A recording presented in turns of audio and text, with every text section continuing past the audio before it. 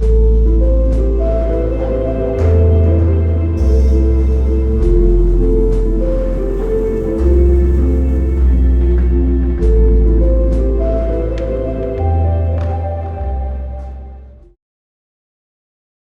name is Shannon Craigo-Snell. I'm a professor of theology at Louisville Seminary, and I'm the author of Disciplined Hope, Prayer, Politics, and Resistance, published by Cascade Books. After the presidential election of 2016, I was really angry.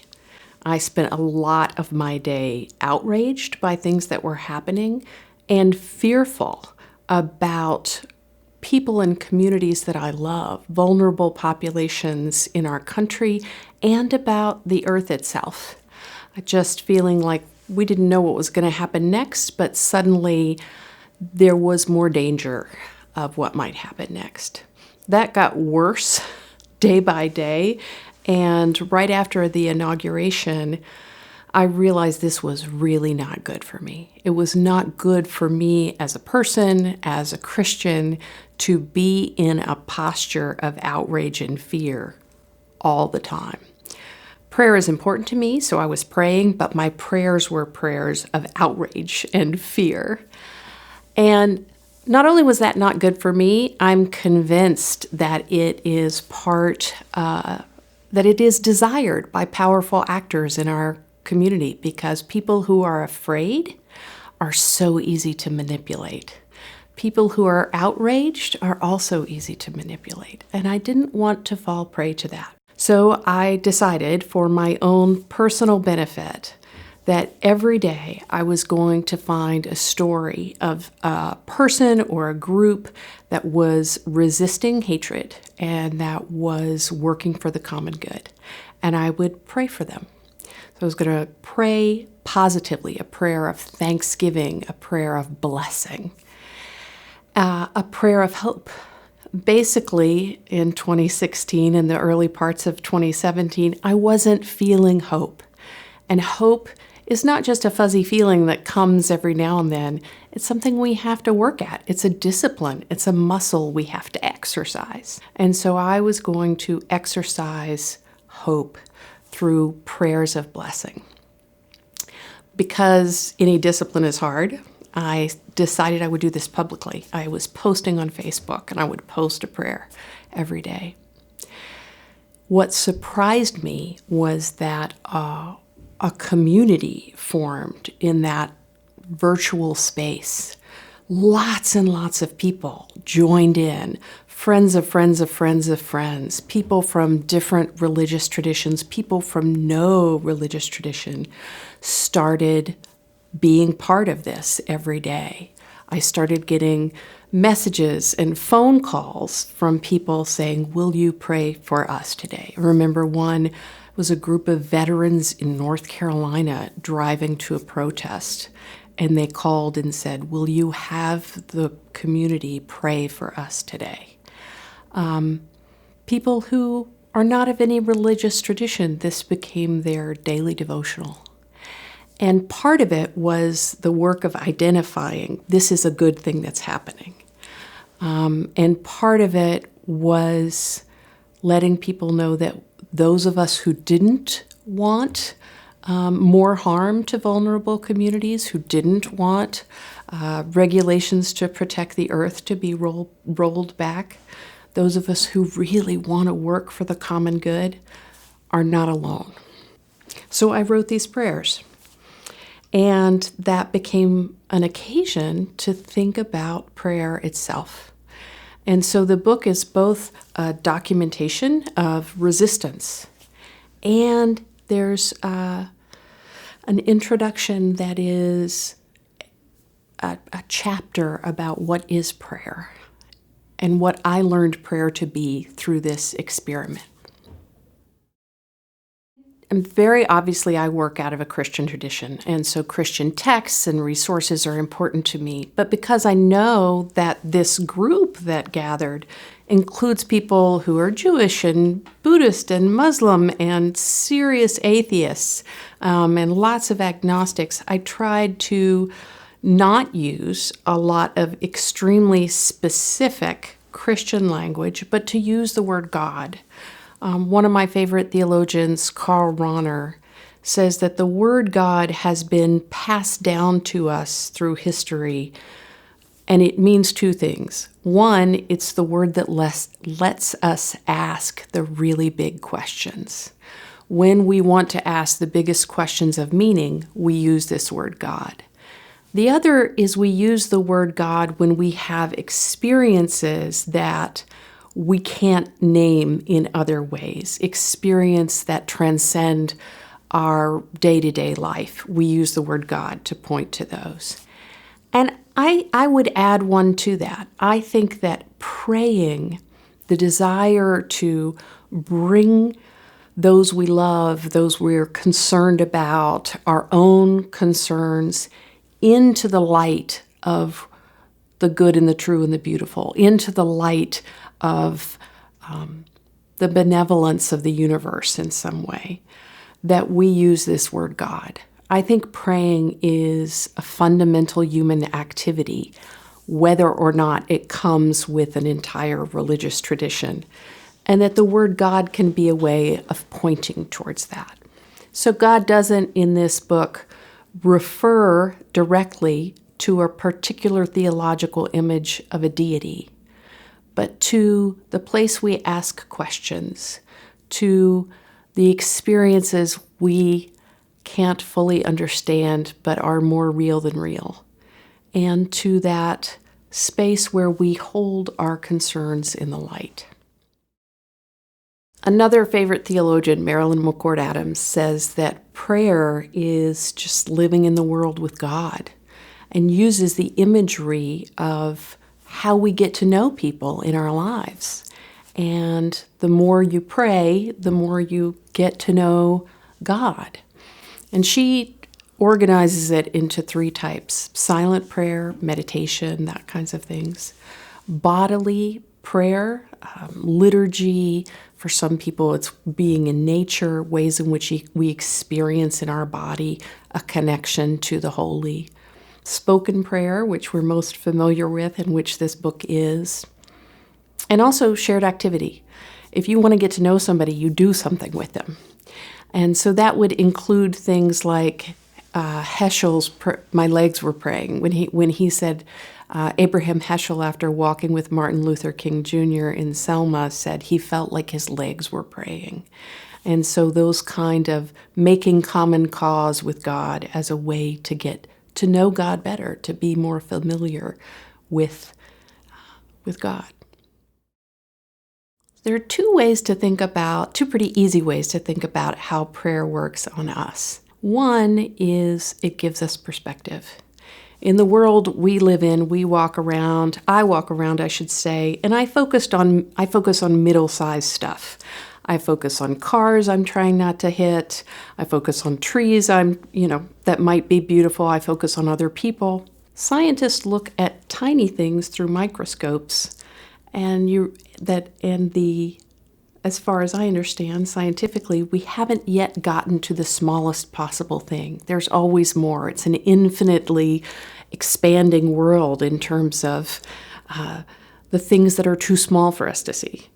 And astronomers look at the galaxy and find more and more universes, multiverses. We can't see how small things get, and we can't see how big things get. We live in a really complex, wide, and wonderful world. And almost all the time, I'm focused on things that are roughly my size. So to pray is to intentionally step into that broader way of seeing things, that the God who created the galaxies, the cosmos, who is intimate with the ions and electrons, to put my concerns in that spectrum, can relativize them, not diminish the suffering, but help me try and approach them with a different perspective. So that's one way. Another is when we live with somebody, they start to rub off on us, You start to like the kinds of music your partner likes after you've lived in the same house long enough. Or you start to dislike the food that your spouse dislikes. Spending time with God can form us into people who, to some degree, share God's mercy, share God's love for humanity and creation, and are allergic to greed and violence. So it forms us into certain types of people. John Calvin was adamant that prayer does not work on God, that prayer changes us, but not God. And there are some good reasons to think that, because there are two big dangers in understanding prayer as working on God. One is the sense that God becomes a house elf. God is Amazon Prime. I'm going to ask for this and it will be delivered, which is just bad theology and diminishing of who God is. The other is to start reading things backward. I pray for healing, and if healing doesn't come, then I wasn't faithful enough. I didn't pray hard enough, which is also just bad theology and a kind of blaming of the victim. So Calvin says prayer changes us. My pushback to that would be God seems to take human freedom really seriously, enough to have it in our world, even though it causes so much pain and suffering. So why would God give us the freedom to hurt one another and not the freedom to try and love one another? And particularly throughout the Hebrew Bible, God takes suggestions. Again, God is not Amazon, but God respects our freedom enough to let us hurt each other. Why not enough to say, my suggestion for how you might, in your unwavering character of love and creativity, in this situation, that might look like this. So I don't think we change God's character, but I think that we engage our freedom in collaborating with God. Politics is just our shared life.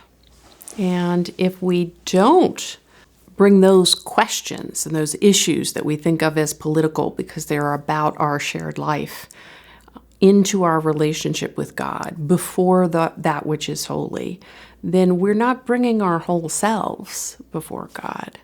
One of the things that I love about contemporary scientific and theological research is the more we look at who we are, the more we see how connected and interconnected we are with the other people around us, with the plants around us, with the galaxies that surround us.